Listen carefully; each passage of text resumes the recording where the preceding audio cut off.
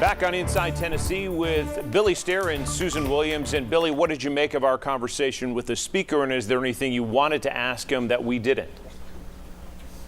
John, I was very interested in his response about vaccinations. He's clearly caught between two forces. On one side, I think he genuinely believes that individuals ought to have the right to decide whether they want a vaccination. At the same time, as a leader of the Republican Party, the Republicans forever have been a supporter of private business and the right of private businesses to make their decisions about their employees, whether they hire them or vaccinate them or pay them or whatever. And he's received a lot of criticism from some of the business community for his position. And I was curious to see where he came out on that.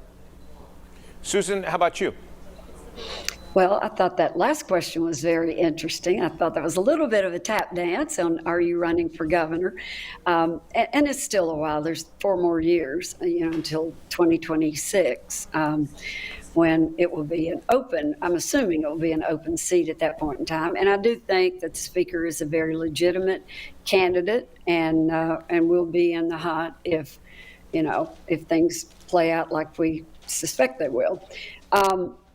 I think it's interesting too. Tennessee has a lot of money in their revenues this year, and we have all that federal government money that is going to still have to be distributed, and the tax collections have been very strong.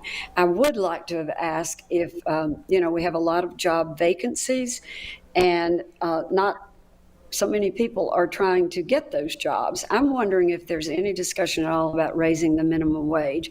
A lot of states are doing that around the country, and even some that are red states, like Tennessee is. So that's a question I think would be worthy of some discussion in the future, and maybe interested to see if anything happens in the legislature.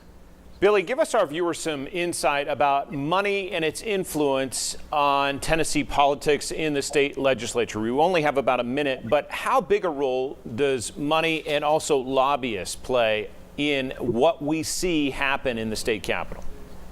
Money plays an enormous role, and Susan would understand this. When the Democrats had the majority in the 70s and 80s and much of the 90s, the majority party, by definition, will get the majority of political contributions. And when it flips and goes the other way, it's a tremendous advantage for the party in power. And it gets to the point where it's almost impossible when there are only 1 or 2 contested seats, for example, in the Senate, they can bring enormous amounts of money to bear, and it's a self-perpetuating system.